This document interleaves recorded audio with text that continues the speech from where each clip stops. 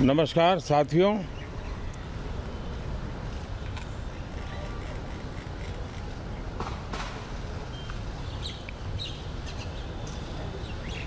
शीतकालीन सत्र है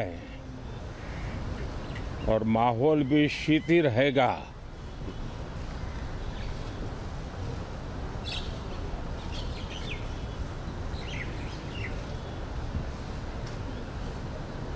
दो 2024 का ये अंतिम कालखंड चल रहा है।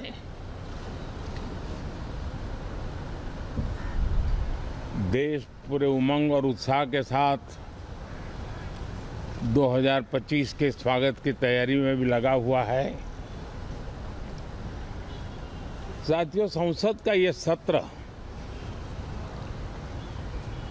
अनेक प्रकार से विशेष है और सबसे बड़ी बात है, हमारे संविधान के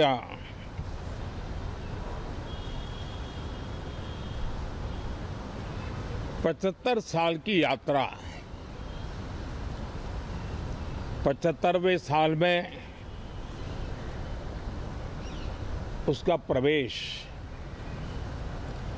ये अपने आप में लोकतंत्र के लिए एक बहुत ही उज्जवल अवसर है। और कल संविधान सदन में सब मिलकर के इस संविधान के 75वें वर्ष की उसके उत्सव की मिलकर के शुरुआत करेंगे।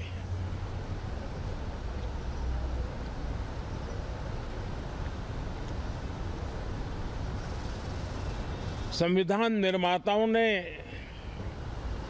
संविधान निर्माण करते समय एक एक बिंदु पर बहुत विस्तार से बहस की है और तब जाकर के ऐसा उत्तम दस्तावेज हमें प्राप्त हुआ है। और उसकी एक महत्वपूर्ण इकाई है हमारी संसद। हमारे सांसद भी और हमारी संसद भी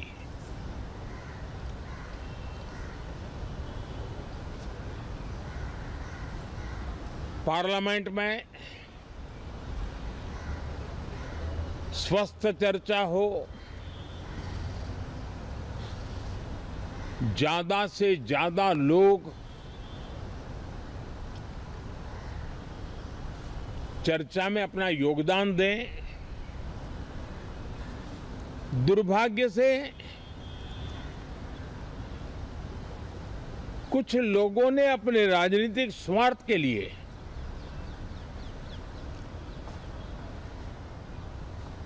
जिनको जनता ने अस्वीकार किया है, वे संसद को भी मुट्ठी भर लोगों के हुड़दंगबाजी से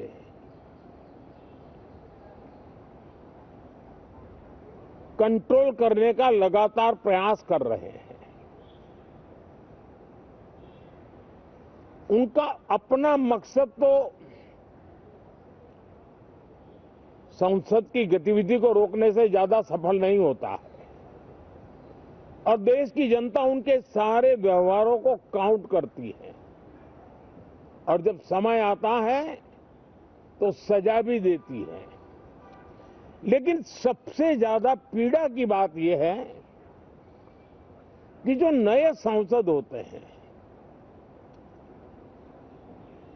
नए विचार, नई ऊर्जा लेकर के आते हैं और ये किसी एक दल में नहीं, सभी दल में आते हैं।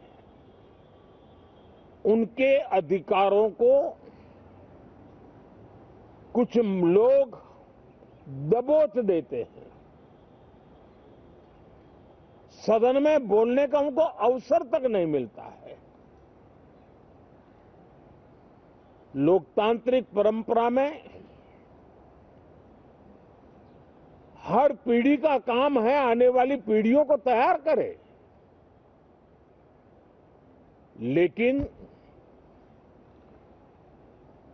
80-80, 90-90 बार जनता ने जिनको लगातार नकार दिया है, वे न संसद में चर्चा होने देते हैं, न लोकतंत्र की भावना का सम्मान करते हैं, न ही वह लोगों की आकांक्षाओं का कोई महत्व समझते हैं, उनका उसके प्रति कोई दायित्व है वो कोई समझ पाते हैं।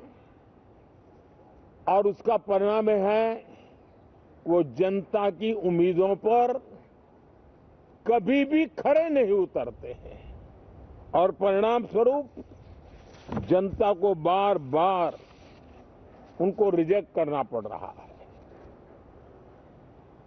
साथियों, ये सदन लोकतंत्र की 2024 के पार्लियामेंट के चुनाव के बाद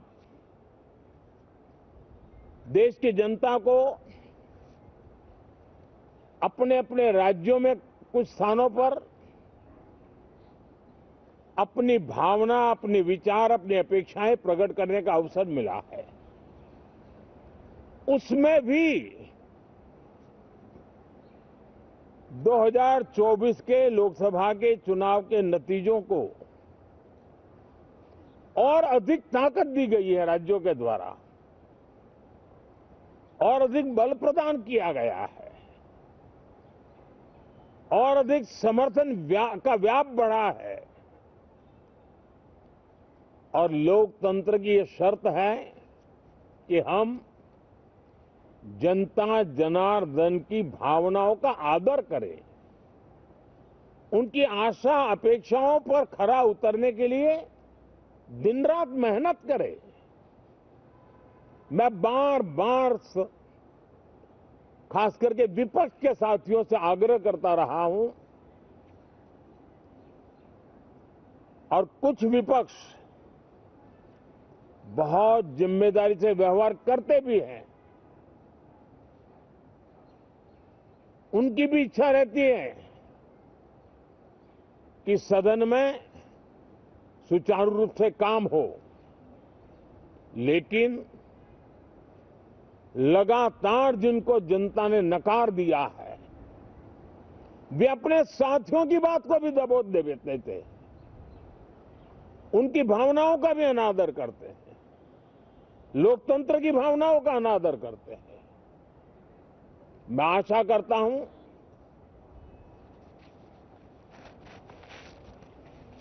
कि हमारे नए साथियों को अवसर मिले।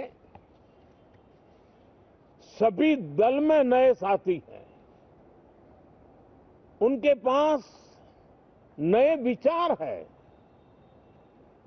भारत को आगे ले जाने के लिए नई नई कल्पनाएं हैं। और आज विश्व भारत की तरफ बहुत आशा भरी नजर से देख रहा है, तब हम संसद का समय का उपयोग वैश्विक स्तर पर भी भारत के आज जो सम्मान बढ़ा है, भारत का प्रति जो आकर्षण बढ़ा है, उसको बल प्रदान करने वाला हमारा व्यवहार रहना चाहिए। विश्व के अंदर भारत को ऐसे अवसर बहुत कम मिलते हैं जो आज मिला है और भारत की संसद से वो संदेश भी जाना चाहिए कि भारत के मतदाता उनका लोकतंत्र के प्रति समर्पण, उनका संविधान के प्रति समर्पण,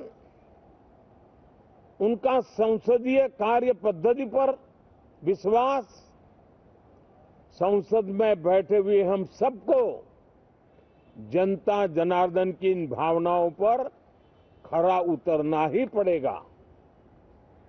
और समय की मांग है। हम अब तक जितना समय गंवा चुके हैं उसका थोड़ा पश्चाताप करें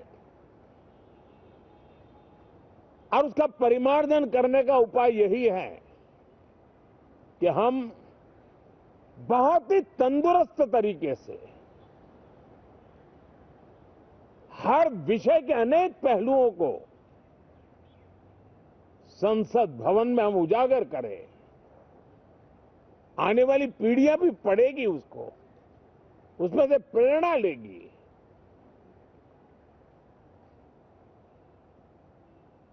मैं आशा करता हूं कि ये सत्र बहुत ही परिणामकारी हो, संविधान के 75वें वर्ष की शान को बढ़ाने वाला हो, भारत की वैश्विक गरिमा को बल देने वाला हो, नए सांसदों को अवसर देने वाला हो, नए विचारों का स्वागत करने वाला हो। इसी भावना के साथ मैं फिर एक बार सभी माननीय सांसदों को उमंग और उत्साह के साथ इस सत्र को आगे बढ़ाने के लिए निमंत्रित करता हूं, स्वागत करता हूं। आप सब साथियों का भी बहुत बहुत धन्यवाद। नमस्कार। आप सुन रहे थे प्रधानमंत्री नरेंद्र मोदी को। सीधी तस्वीरें आप देख रहे हैं।